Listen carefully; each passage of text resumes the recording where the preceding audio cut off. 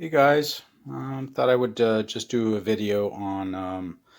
I recently got back into building plastic models, and you know, I picked up some stuff along the way, and I just kind of wanted to do a video because I see a lot of videos being done, and I think it kind of leaves beginners or people like me who are occasional modelers out of the loop. This was a this was a Humbrol workstation. I don't know if you can see it because I got so much stuff on it already, but it was $25. Pretty handy little thing to have. Can hold some tools and holds some of those Humbrol paints that come with some of their starter sets. Okay. In fact, there's one right there. You know, that's a future project. I'm not going to start that one right away, but I just recently picked that up, and I really love those because they come, with the paints, the glue, the brushes, and the model kit. That's a 1 to 72nd scale Messerschmitt BF 109 E3, and a pretty cool little kit. I saw some videos on it. Looks pretty good, so I thought, okay, that's what I want. But before I start that, I'm gonna get into some other stuff. I got a Revell Battle of Britain gift set. It's a 2021 set. It comes with 4 planes, the paints, and glue and a brush and things like that too. And I love gift sets. I love these starter sets. I love these gift sets. This craziness here, like what are these? These are little clip-on. Let's see if I can see that. Yeah, they're little clip-on reading lights, but they help. They're LED and they help give some extra light, over my workspace. And then of course I've got just a standard desktop lamp over there for lighting. The What do you call that? The workstation is pretty cool. It holds brushes. And you see I've got some different kinds there. I've got small pointed. I've got some different flat size brushes that I use. And it holds those little paint pots. Same paint pots that come, in the gift set. It holds those. And they're pretty cool too. And other things. I always have some Tamiya, however you pronounce that. Some of their thinner, which is good for acrylics. This is also from Humbrol. It's a satin varnish, which is helpful for after you're done painting the model to put a little bit of that stuff on, and you can do some weathering and some dry brushing, and it's also helpful for applying decals. Decals tend to set down better when you have a glossy surface on the model as opposed to just putting it down on the flat paint. And most of these are flats. Okay. In fact, I think everything I have on here is flats. All right, and I kind of collect them from different sets. Don't throw them away. If you build one of these sets, keep those paints because you're going to be able to use them. I find when you thin this stuff down, with a little bit of water, a little bit goes a long way. So you don't have to put a lot on your model. So you're going to have plenty left over for future projects. So definitely keep those paint pots. Absolutely. All right, that's an old medicine cup. All right, that's an old medicine cup. I use that. I put water in that. I use that to clean my brushes as I go along.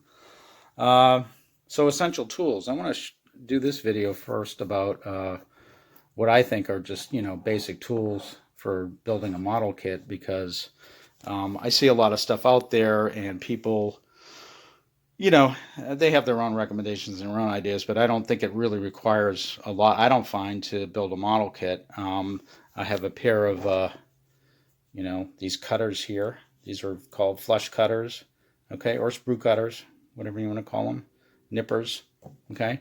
If you didn't, buy anything like that, I think I got these on eBay for less than $3. But any fine pointed wire cutter would be fine for removing, and I use that. That's probably my number one tool.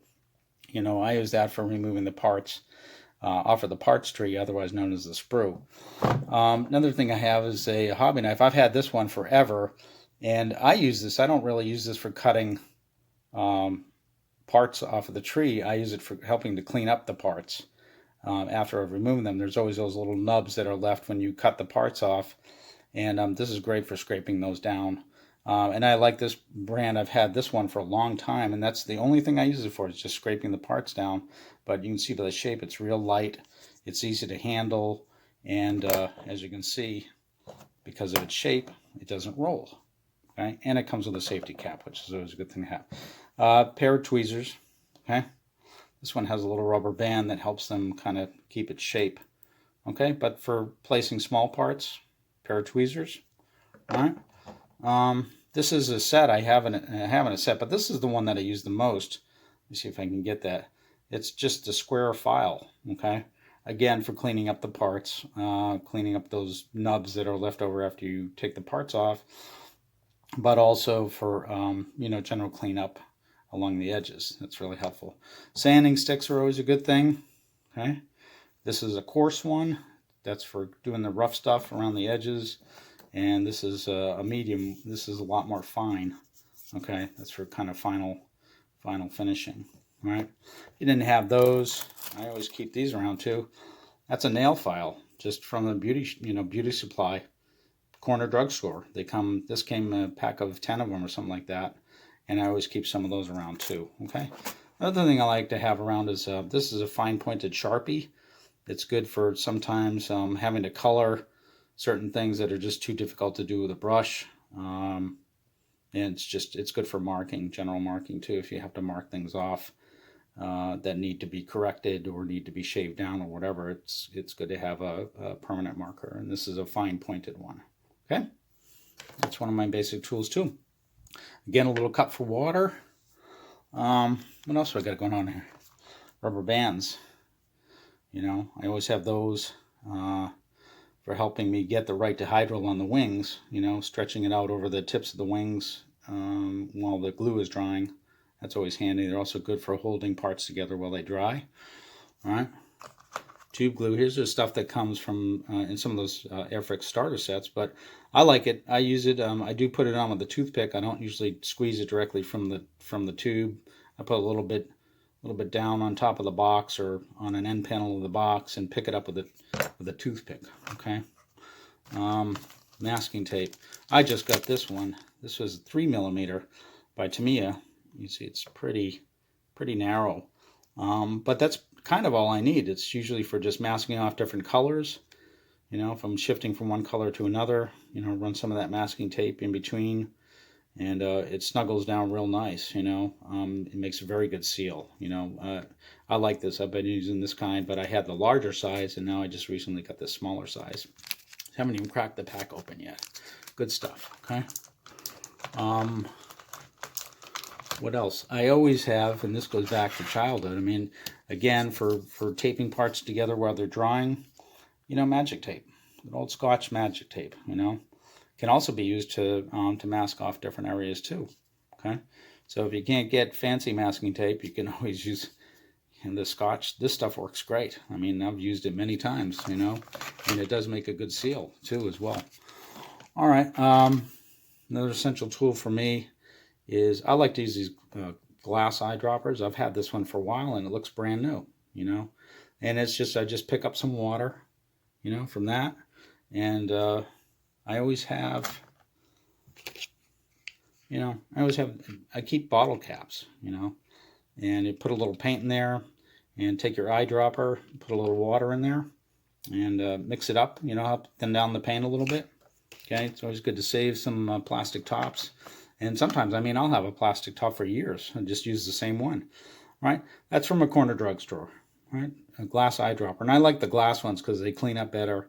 And when you're using, model paint, if you use those plastic syringes, it tends to get stuck in there. So, whereas this cleans up really nice, okay? I've had this one for a while and you never know it. It looks brand new, right?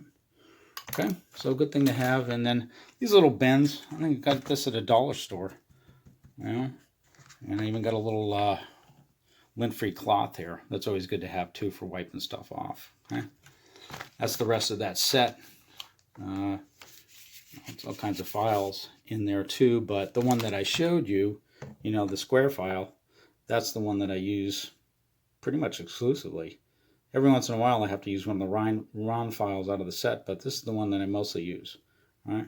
It's a good little handy tool to have. So that's really my first video. That's just kind of what I wanted to talk about is what I use and some of the things that I found to be handy. It's this little workstation is great. But as you can see, it's pretty small though. It's only about a foot wide, so it's fine for 72nd scale fighters, which is mostly what I build, and also 76 scale tanks. I really like those too. I've got a couple in my stash that I do plan on building at some point, but today I really kind of want to talk about what just some basic things too. That's a glue. Comes with an applicator, a fine applicator. That came out of another set, but I think that's also what you get in this Revell set that I've been talking about. The Revell Battle of Britain set is you get a tube like that. It's kind of cool. Stands up, doesn't roll. Got a fine point applicator in there. I'm not going to bother trying to take that off, but it's in there. And some of the basic tools. I don't think you need a lot. I think if you had those basics there that I showed you, you'd be fine, and some brushes are good to have. A couple different small pointed brushes. I like a number 0, which I have over here. I think that's my number 0 right there, the real tiny pointed one. I like to have a number 3, which is what you get with those sets. That is a number 3. I believe that's a number 3. Let me see if I have one. Here's one here. Oh, it's a number 2. Okay. It's good to have a number 3 too, which is a little bit larger. And then it's good to have, some sort of a flat brush. That's a small flat brush. That's a number 2 flat brush. Okay. I'm getting a little bit close with it, but it's handy to have that for doing the larger areas. All right.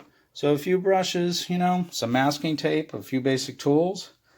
And I think you're ready to go. These are the tools that I use repeatedly over and over and over again. I mean, I've had many other tools. I gave a lot of them away at one point because I realized I never used them, or I just don't. These are the tools that I use over and over and over again. It's amazing. A pair of cutters, a hobby knife, a pair of tweezers, a small flat file, a couple sanding sticks, or those emery sticks that I showed you, those emery files. Okay. Those are the ones I use most of the time. A little cup for water, some paints, some lighting, and I think you're ready to go. All right. See you next time.